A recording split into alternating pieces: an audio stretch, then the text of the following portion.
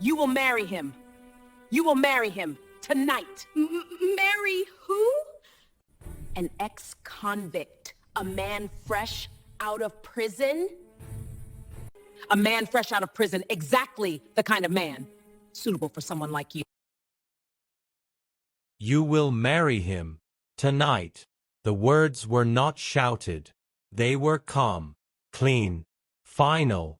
Amina stood in the middle of the marble living room, her hands clenched inside the sleeves of a faded house dress, her eyes fixed on the polished floor she had scrubbed just an hour earlier. Her stepmother, Madame Florence, sat on the leather sofa like a queen passing judgment. One leg crossed over the other, gold bracelets chiming softly as she adjusted her posture. "You heard me," Florence said again, her voice smooth with impatience. "Don't act like you're deaf now." Amina swallowed. Her throat burned. Marry who?" she asked quietly. Florence smiled. Not a warm smile. A smile sharpened by satisfaction. "An ex-convict," she replied. "A man fresh out of prison. Dangerous. Violent. Exactly the kind of man suitable for someone like you." From the dining area, Florence's children laughed. Amina's knees weakened. Before we continue this story, if you love deep, emotional stories of injustice, sacrifice, and quiet redemption, take a moment to subscribe to this channel. Tell me in the comments where you're watching from, and as you listen, ask yourself what you would do if survival demanded a choice this cruel. Now, let's continue. Amina had learned long ago that crying only made things worse. So she didn't cry. She simply stood there as Florence slid a set of papers across the glass table. "Sign," Florence said. "You've eaten our food long enough." Amina looked at the papers but couldn't read the words properly. Her vision blurred. I don't even know him," she whispered. Florence leaned forward. "You don't need to know him," she said coldly. "You only need to belong to him." One of Florence's daughters, Nadia, walked past Amina and bumped her shoulder deliberately. "At least when he beats you," Nadia said with a smirk, "it won't be our problem anymore." The room smelled of expensive perfume and cruelty. Amina's fingers trembled as she reached for the pen. Somewhere deep inside her chest, something cracked, not loudly, but permanently. She thought of her late father, of the mansion that once echoed with his laughter, of how she now slept in a storage room beside cleaning supplies. No one defended her. No one questioned the injustice. Florence rose to her feet. "You should be grateful," she said. "At least you're not dying alone." Amina signed. The moment the pen left the paper, Florence clapped once. "Good," she said. "The car is waiting. Don't embarrass us." As Amina turned toward the door, she paused. "Madam," she said softly, her back still turned. What if he hurts me?" Florence didn't hesitate. "Then you'll finally understand," she replied, "what it means to be unwanted." The door closed behind Amina with a quiet, merciless click. And as she stepped into the night, forced into a marriage she did not choose, without knowing that. This marriage is not a punishment. It is the doorway to a truth so heavy, it will one day silence every voice that laughed at her suffering. But first, she must survive him. Amina used to be someone, not important, not powerful, but seen. Before her mother died, before her father followed 2 years later, she had a name that carried warmth in the house, a voice that was answered, a seat at the table that was never questioned. Back then, the mansion felt alive. Her father, Mr. Hassan Bello, was not loud with affection. He showed love through consistency, through presence, through the way he waited for Amina every evening before eating, no matter how late she returned from school. "You don't eat alone in this house," he once told her.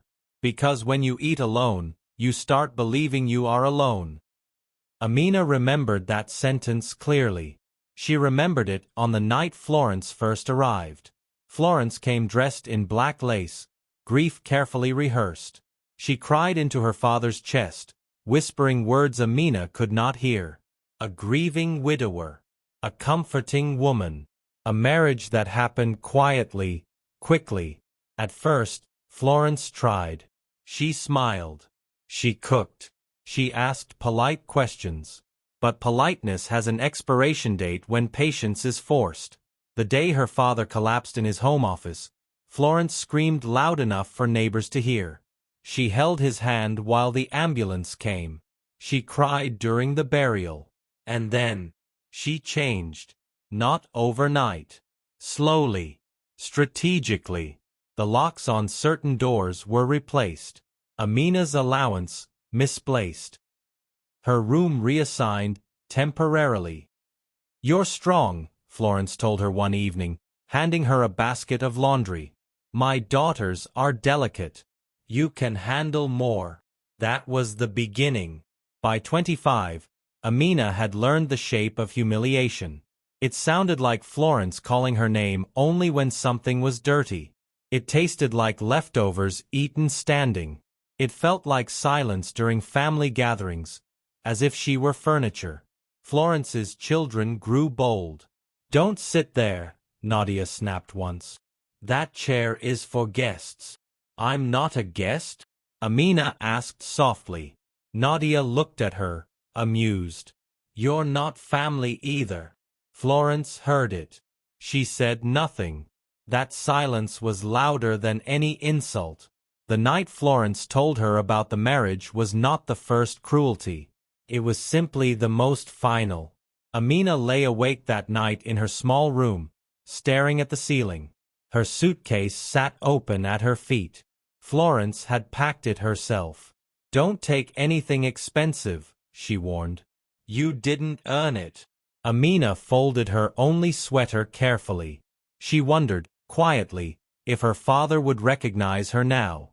If he would forgive her for staying so long, for shrinking so much. Her phone buzzed once. An unknown number. "Driver arriving in 10 minutes. Be ready." She exhaled slowly. Marriage was supposed to be chosen. This one felt like exile. Downstairs, Florence stood by the door as Amina descended the stairs. Florence looked her up and down. "You look acceptable," she said. "Listen carefully. This man, he has a bad reputation. Prison changes people." Amina nodded. Florence leaned closer, lowering her voice. "If anything happens to you," she said, "don't come back here crying. You wanted independence." Amina looked at her for the first time. "I never wanted this," she said. Florence's eyes hardened. "You wanted to belong," she replied. "This is where you belong now." The driver opened the door. As Amina stepped outside, Florence added one final sentence. Soft, almost kind. "Pray he doesn't kill you," she said. "We've already buried enough people." The car door closed, and as the mansion disappeared behind tinted glass, Amina pressed her forehead to the window, whispering a prayer she wasn't sure anyone still heard. She did not know the man she was about to marry. She did not know his face, his voice, his past. But what she does not know is that the man waiting at the end of this road carries a past far darker, and a future far greater, than anyone who sold her into this marriage could ever imagine. And when they finally meet, only one of them will be afraid. The courthouse was quiet. Too quiet for a wedding. No flowers. No music. No witnesses who smiled.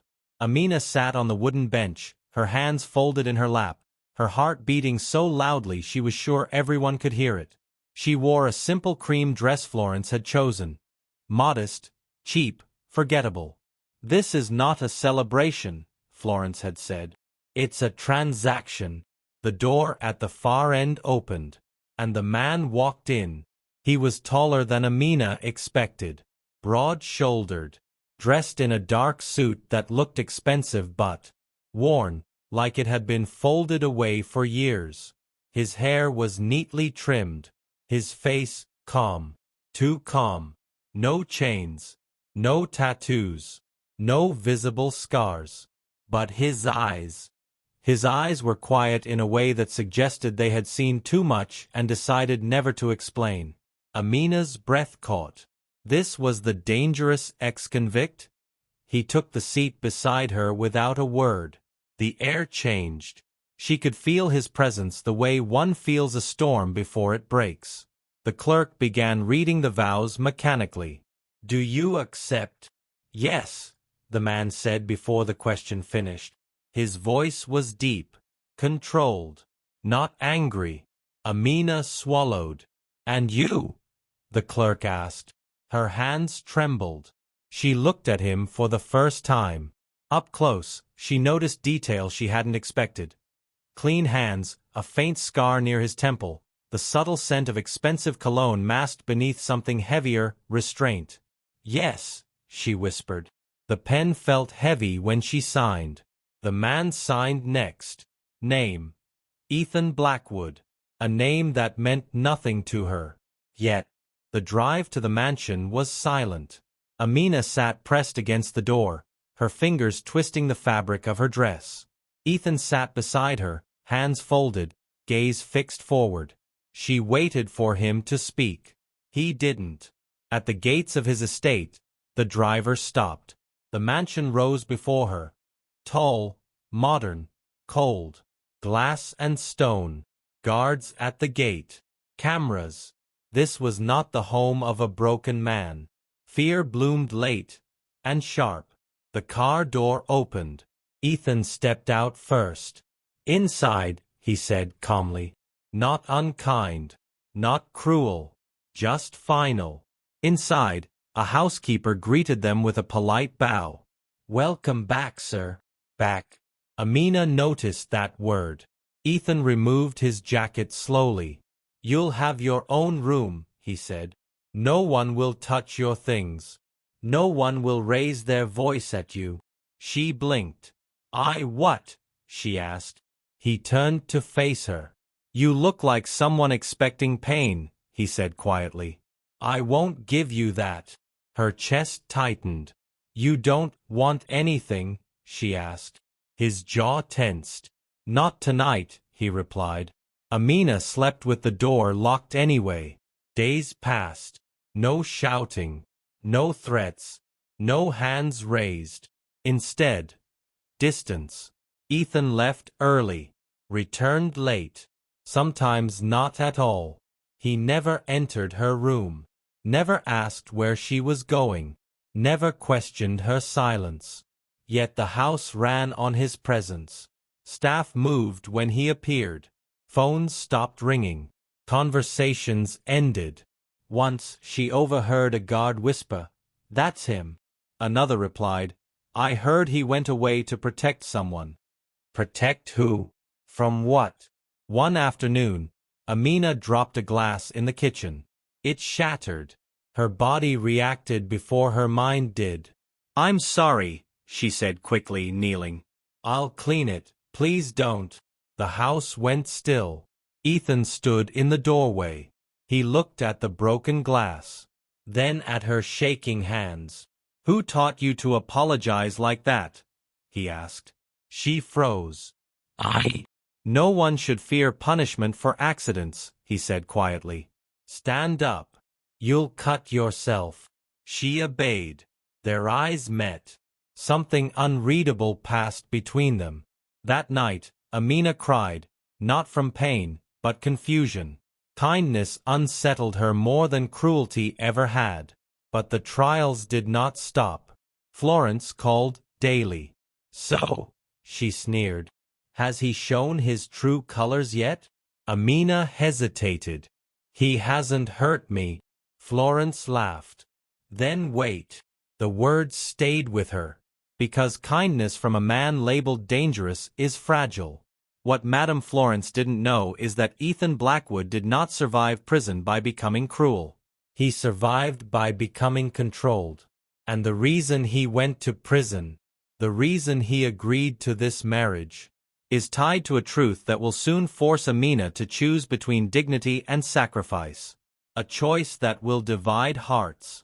Ethan Blackwood was not supposed to exist anymore. Not the way the world remembered him. To the public, he was a criminal who vanished after a closed-door trial. A man whose name was erased from business headlines and whispered only in cautionary tales. Years before prison, Ethan Blackwood was a different name entirely. Ethan Kingsley, youngest CEO of a multinational luxury conglomerate. Hotels in Monaco. Private air fleets. Real estate stretching across 3 continents. He was brilliant, quiet, and dangerously loyal. When his younger brother was framed for financial crimes by their own board, Ethan took the fall. Not because he was guilty, but because prison was survivable. Death wasn't. He signed the confession in silence, knowing the empire would survive without his face attached to it. His assets were transferred into blind trusts. His identity buried. His freedom exchanged for control. Prison did not break him. It refined him. When he walked out, legally worthless, he controlled more money than most governments, untouchable, invisible, patient. But power has a price. And the price was this marriage. Ethan did not choose Amina randomly. Florence believed she had sold a burden. She didn't know she had delivered leverage. Ethan needed a wife with no ties to his enemies. No greed. No ambition. Someone invisible. And Amina had been made invisible her whole life. Amina felt it before she knew it. The house began to change. Meetings happened behind closed doors. Black cars arrived at night. Men in suits spoke to Ethan with respect edged in fear. Once, she overheard a phone call. "Yes," Ethan said calmly. "Initiate Phase 3. Quietly. Silence. No casualties," he added. "I won't repeat myself." Amina pressed her hand to the wall, heart pounding. Who was this man? Her own trials continued. Florence visited unannounced. She walked through Ethan's mansion like she owned it, inspecting furniture. She muttered. "He hides his money well." She turned to Amina. "So," Florence asked sweetly, "have you learned your place yet?" Amina lowered her gaze. "Yes. It was easier than fighting." Florence smiled, satisfied. "Good. Remember, you are here because we allowed you to be." Ethan watched from a distance. He said nothing, and that hurt more than Florence's words. That night, Amina confronted him. "Why do you let her speak to me like that?" she asked quietly. Ethan didn't turn around. "Because stopping her too early would expose things," he replied. "Expose what?" Amina asked. He finally looked at her. "Your patience," he said. "And mine." She frowned. "I don't understand." "You will," he replied. "But understanding has a cost." The cost arrived sooner than expected. Florence demanded money. "After all we've done for her," she told Ethan, "a small contribution is nothing." Ethan agreed. He transferred it without hesitation. Amina stared at him afterward. "She hates me," Amina said. "Why reward her?" Ethan's voice was low. "Because mercy reveals character," he said. "And I need to see hers clearly." Amina didn't know whether to feel protected or used. Because she did not know is this. Ethan is not testing Florence. He is testing Amina. And soon, he will ask her to sacrifice the one thing she has left. Her dignity. The request came on a rainy evening. Amina was folding laundry in the quiet of her room when Ethan knocked. Once, politely. He never entered without permission. "Yes," she said. "I need to ask you something," he replied. She nodded, bracing herself. Ethan stepped inside but stayed near the door, as if crossing further would violate an invisible line. "Florence is planning something," he said. "She believes she owns you. That belief makes her careless." Amina's hands paused mid-fold. "She's always planning something," Amina replied softly. Ethan met her eyes. This time, it involves money that could hurt people, he said. Employees. Families. People who don't deserve to suffer. Amina felt a chill. What do you need from me? He hesitated. For 1 month, he said carefully. I need you to let her believe she still controls you.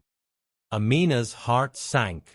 You want me to endure her? Yes. To be humiliated? She asked. Ethan didn't deny it. Yes. Silence stretched between them.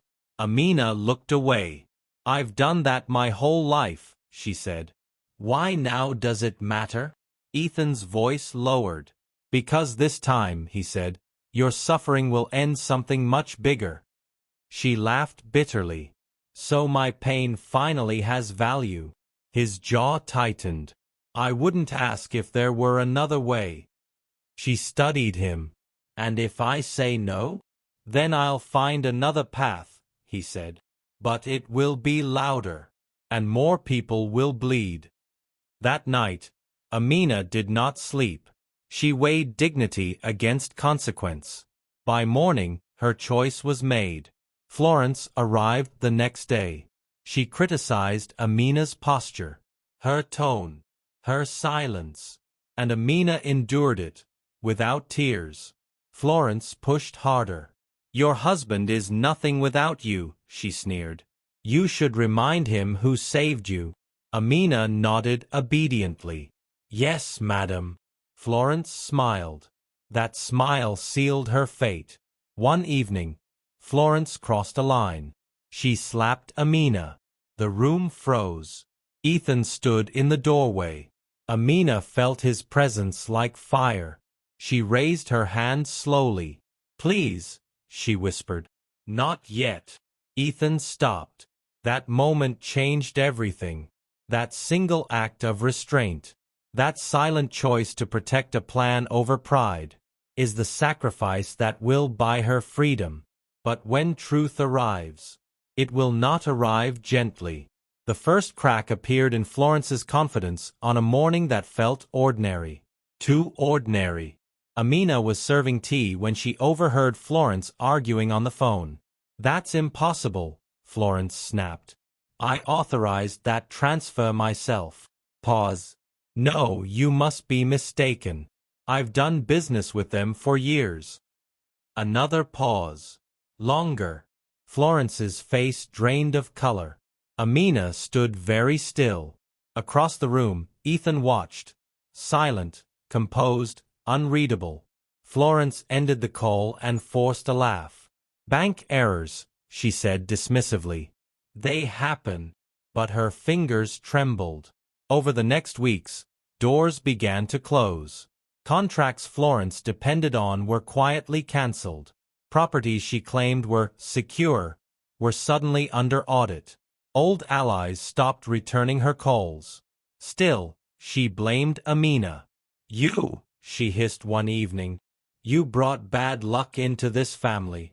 Amina bowed her head. I'm sorry. But inside, something shifted. Not hope. Certainty. The slow revelation continued in fragments. Amina noticed Ethan reviewing files late at night, documents bearing company names she recognized from global news. Once, she saw his reflection in a dark window as he spoke into his phone. Yes, he said.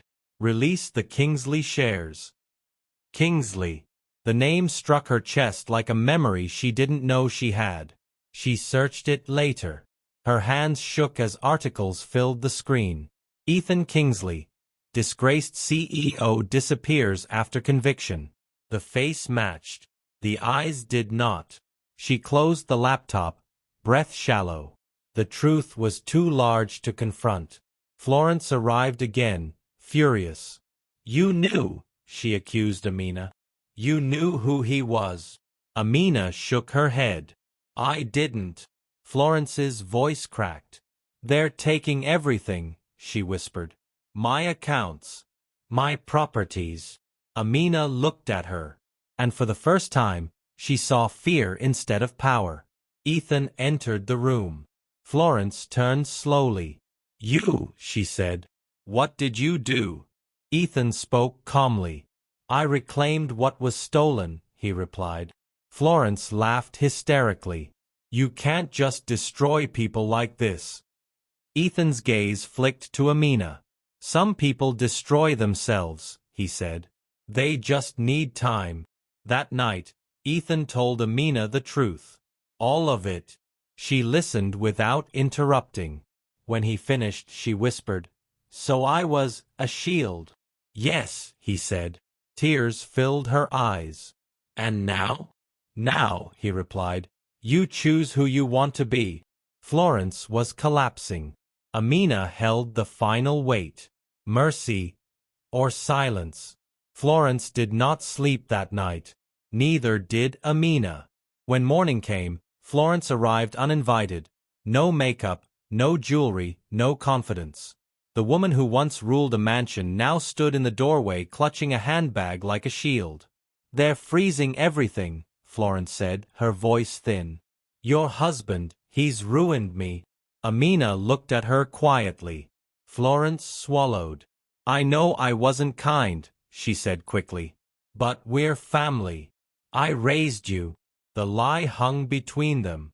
Ethan watched from the hall, saying nothing. This choice was not his. Florence fell to her knees. A sound Amina never thought she would hear, from someone who had taught her how to kneel. Please, Florence whispered. If you forgive me, I'll change. Amina's chest tightened. Anger surged.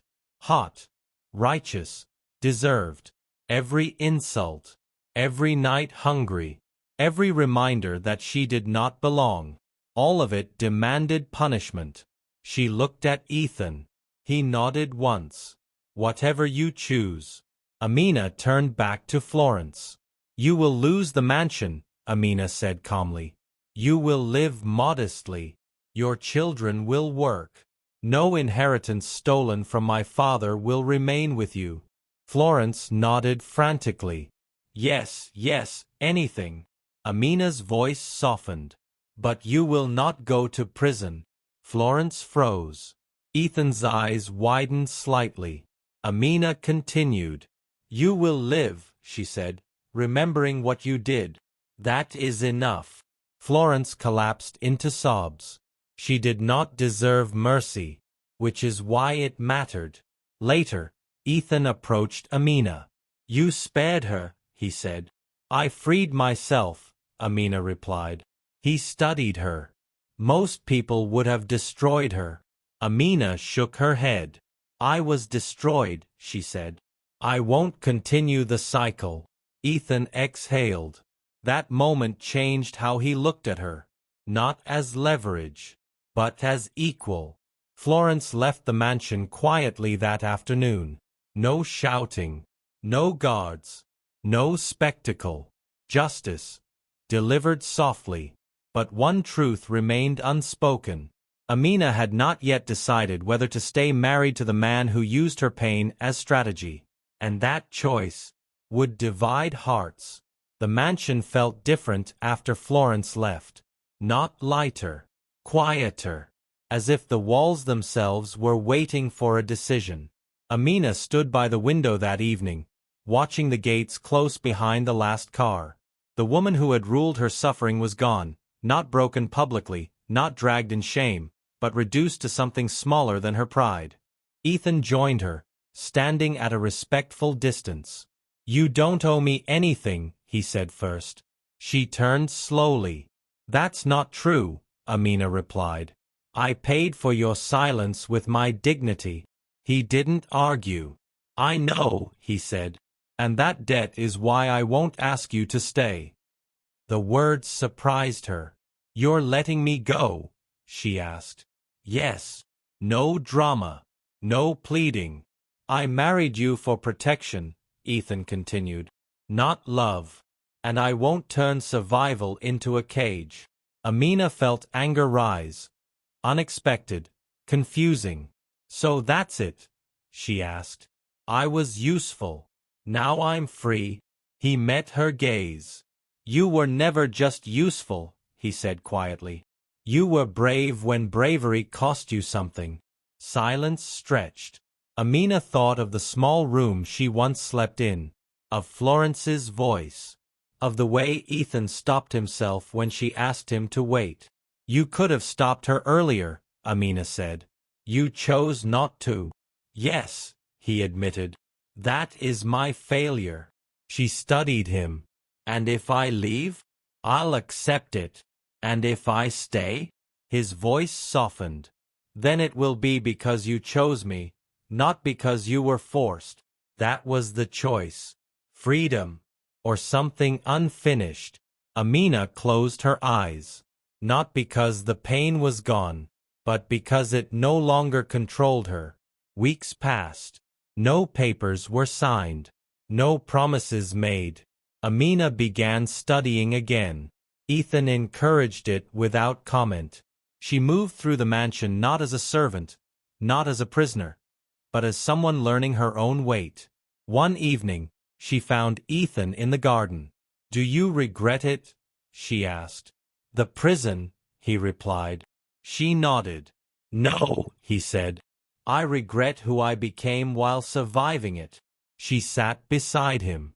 "Then maybe," she said softly, "we both deserve to start after what broke us." He didn't touch her. He didn't need to. The marriage remained, quiet, unconventional, chosen daily instead of assumed. Some viewers will say she should have left. Some will say forgiveness was too gentle. Some will say love should have come sooner. But Amina knew this. Justice doesn't always shout. Freedom doesn't always walk away. And mercy, when chosen freely, is not weakness. It is power that remembers pain and refuses to repeat it. And somewhere in the silence of a mansion that once held cruelty, a woman who was never meant to survive quietly rewrote what belonging means. Not as a gift, but as a decision. If this story stayed with you, if any part of Amina's journey made you angry, quiet, or reflective, take a moment and tell me in the comments section what lesson you took from this story. Was it about patience, about dignity, or about the kind of justice that doesn't need noise? I read your comments, and your thoughts help shape the next stories we tell here. And if you believe stories like this deserve to be heard, stories that remind us that suffering doesn't have the final word, subscribe to the channel and stay with us. More powerful stories are coming. Until then, remember, not every victory is loud, but the quiet ones often change everything.